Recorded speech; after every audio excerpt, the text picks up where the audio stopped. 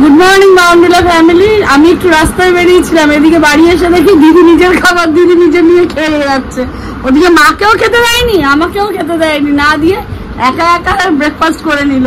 ঠিক টাইম দেখো, ঘড়িতে এখন বাজে 10:20। একটু আমার দেরি হয়েছে, আমাকে না দিয়ে খাওয়া শুরু করে দিয়েছে।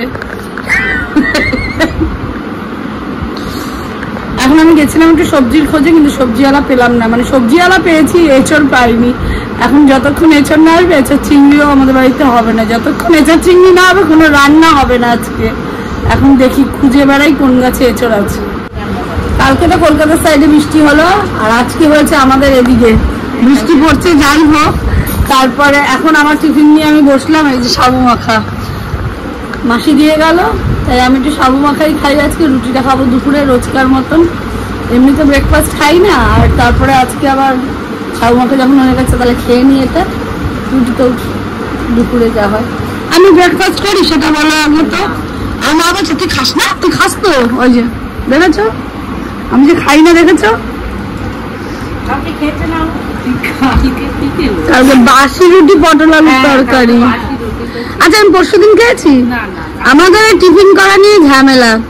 বলে কি যে ওই যে বলছে যে তুইও তো খাস, আমি ঠিক আমি খাই না। বলে তুই বলে দিন কি টিফিন খাবি, এই নিয়ে ঝামেলা একচুর। আমি যদি বলি আমি বলবো আলু ভাজা রুটি, তো খাবি না। হ্যাঁ, তুমি তো আলু ভাজা রুটিটা বেশি পছন্দ করো। আমিও বলে দেবো আলুর তরকারি রুটি, তখন খাবে তুমিও। তুমি খাবে তো ভাজা।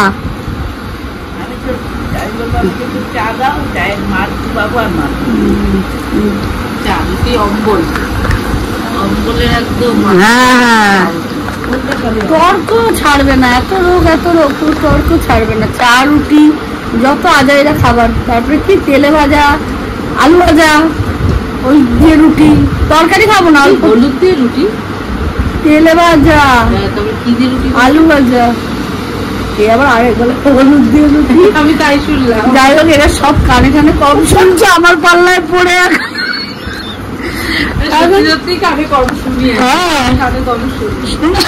মাকে বলো ও বাবা, এতক্ষণে আমার মায়ের খেয়াল হয়েছে জোরে বৃষ্টি পড়ছে। যাই হোক, পড়তে থাকুক, আমরা এখন খাওয়া দাওয়াটা খেয়ে নিই, তারপর মানে আমি খেয়ে নিই, তারপরে আবার ভিডিও অন করি। গাছে গাছগুলো তো রোজকার মতন আবার আমাদের বাড়িতে আজকে হবে বোয়াল মাছ। সেই বোয়াল ভাপা এত বড় একটা মাছ নিয়েছে, সেই মাছটা এখন কাটাকাটি হবে। এই যে পচা মাছ দিতে আসে, দেখালে ভালো থাকবে। তুমি জোড়া লাগিয়ে দাও ওটাকে পোস্টমর্টম করে। এই তো সব পারে, এটা ডাক্তারও আছে এই মানুষটা। পোস্টমর্টম করে জোড়া লাগিয়ে দিয়েছে একদম মাছ। এখন নেওয়া হচ্ছে বোয়াল মাছ। যাই হোক, না চেরাচেরি করো না, গোল গোল করতে, ছোট করো না, বড় বড়, একদম ঠিক ঠিক।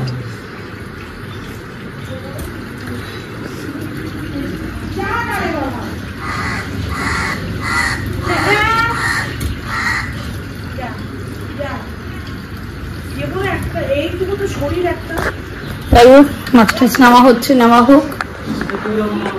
এখন বাড়ি গিয়ে এই ঘরে গিয়ে মাছ রান্নার জন্য রেডি হয়ে যাবে। এই মাছটা আমাকেই রান্না করতে হবে।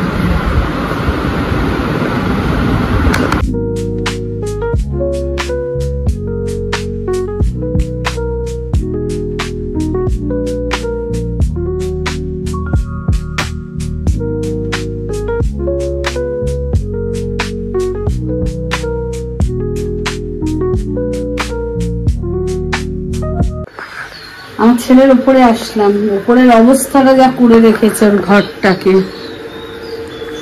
আমি জানি না ভিডিও দেবে কিনা এই ভিডিওটা, ওর নিজেরও তো একটা লজ্জা বলে কিছু আছে। যাই হোক, দেখি দেয় কিনা। এই অবস্থা হলো ঘর বাড়ির। জামা কাপড় পরবে, উপরে এনে সে ফেলে রেখে দেবে। যাই নিয়ে যাই, মনে হবে না কি কি করেছে আমাদের বাবা। কি যে নোংরা করেছে, কি যে মানে কোথা থেকে শুরু করবো আর কোথা শেষ করবো সেটা বুঝে পাচ্ছি না এখন। যাই হোক, আমি কাঁচা কুচা ভিজিয়ে আসি, এসে দেখি কি কি কাজ করা যায় না যায়, সেগুলো তারা করে ফেলি। কি অবস্থা, এই জন্য জামা কাপড় খুঁজে পায় না, আবার বলবে জামা কাপড় পাই না, জামা কাপড় পাই না। দেখি এগুলো তাহলে এখন আমি করে ফেলি, অনেক কাছাকাছি হয়েছে, পেয়ে গেলেই ভালো। দেখি এই অভিযানটাকে শেষ করে যাই আগে, প্রচুর গরম, দেখি কতক্ষণে কি হয়। আজকে একটু কম রোদ আছে বলে ওপর ঘরে আসা যায়, নাহলে তো সারাদিন নিচের ঘরেই। আমি কোথা থেকে শুরু করবো কোথায় শেষ করবো জানি না, কতক্ষণে করবো, যাই হোক করতে থাকি দেখি।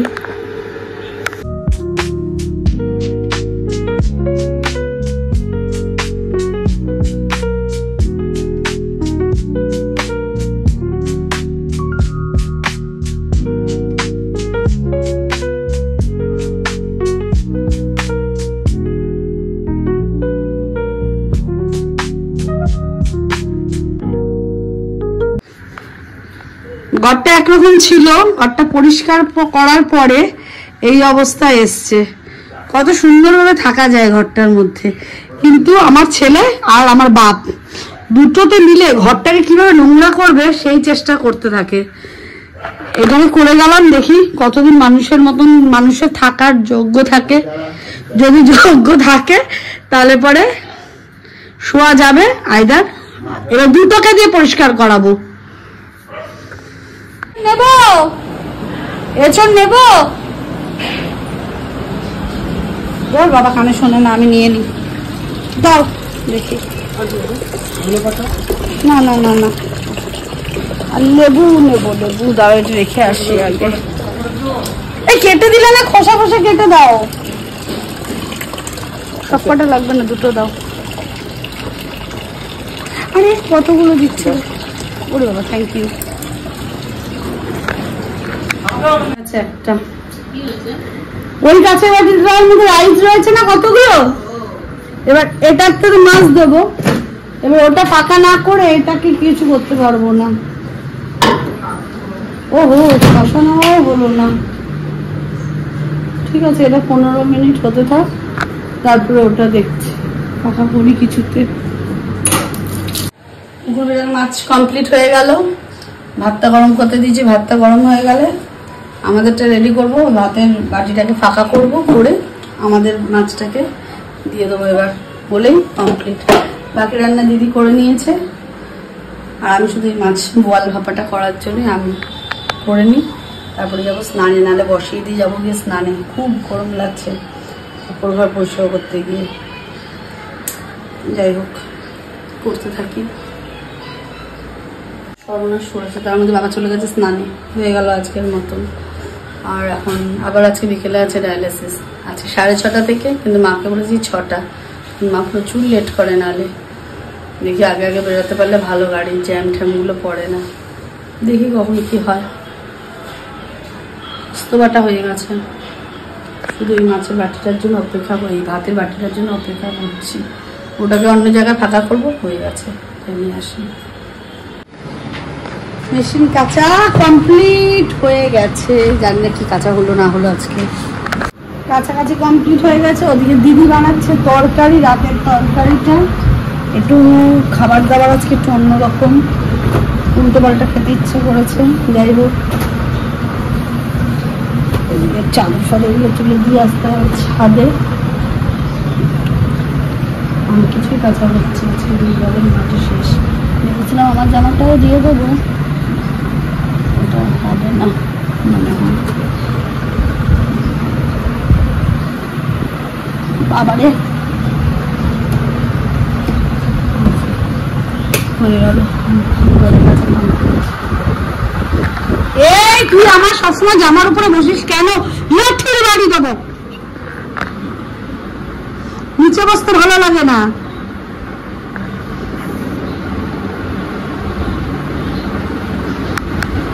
মা যেহেতু ঝগড়াটি, তাই মায়ের কচু খেয়ে কচুর লতি খেয়ে গলা চুলকেছে, আর বাবা তো আমার ভালো সিধা সাদা মানুষ, তার কচু খেয়ে কিছু হয়নি। সত্যি বলতে আমিও একটা খেয়েছি, আমারও একটু গলাটা কুটকুট করছিল, কিন্তু সত্যি কথা বলছিলাম না। যাই হোক এখন মাছ ভাত খাচ্ছে, উনি খাবেন না করে ওনাকে ভাতটা আজকে একটু বললেই দেওয়া হয়েছে, আর শরীর প্রচন্ড খারাপ ওনার। যাই হোক আর দিস না করবেন, খেয়ে না ভিডিও খুলেছে, গল্প করতে করতে সবসময় খেয়ে নাও।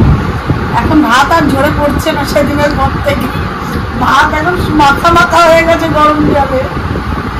তো যাই হোক, আজকে তো আপনি যাবেন ডায়ালিসিস করাতে, খাইয়ে খাইয়ে নিয়ে একটু রেস্ট ফ্রেস্ট নিই, তারপরে তো 6টার সময় না 4:30 বেরাবে, কারণ 6টা থেকে ডায়ালিসিস। হঠাৎ করে এলাম ওপরে জামা কাপড়গুলো তুলে নেবো বলে। তো আমি ওপরে এসে জাস্ট ভিউটা দেখলাম, just check it out.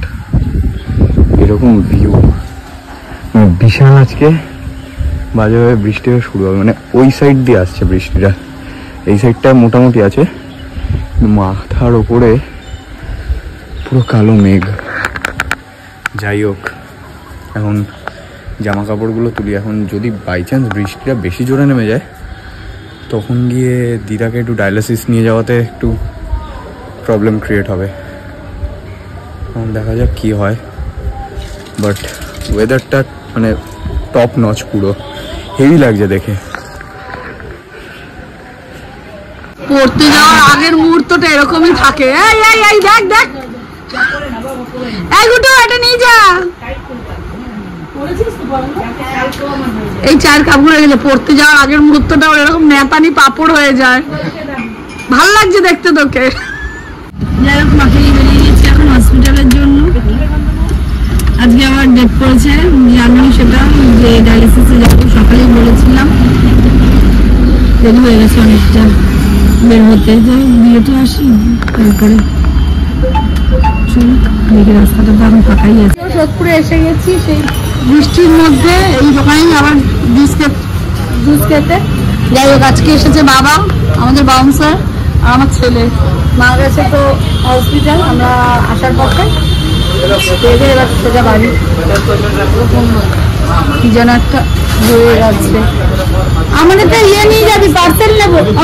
Parcel নিতে বলবো।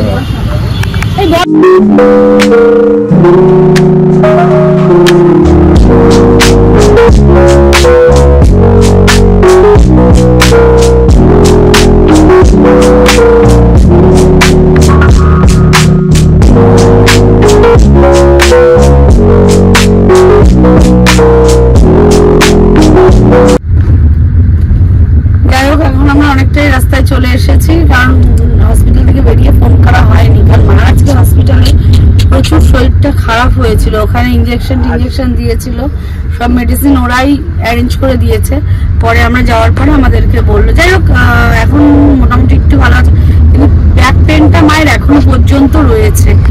তো সেই জন্য এখন বাড়ি যাই, একটুখানি কিছু মালিশ টালিশ করে একটু শ্যাক ঠ্যাক দিয়ে দেওয়ার হয় দিয়ে দেবো, দিয়ে তারপরে মাকে খাইয়ে ঠাইয়ে নিয়ে তারপরে মা একটু রেস্ট নেবে। কালকে আবার সকাল 6টার মধ্যে আমাদের বেরিয়ে যেতে হবে, কারণ সকাল 6টা না বেরোলে 8:30টার মধ্যে মায়ের চোখ অপারেশন আছে, ওই জন্য ওখানে আমরা যেতে হবে। সারাদিন ব্যস্ততার মধ্যে এই হলো আপডেট। এরপর আসছে নতুন কিছু। অনেকক্ষণ আড্ডা মারলাম, আড্ডা মেরে এখন আমার বাড়ি যাওয়ার সময়, মানে ঘুমাতে যাওয়ার সময়। যাই হোক, এই পর্যন্ত একটা চ্যালেঞ্জ হলো।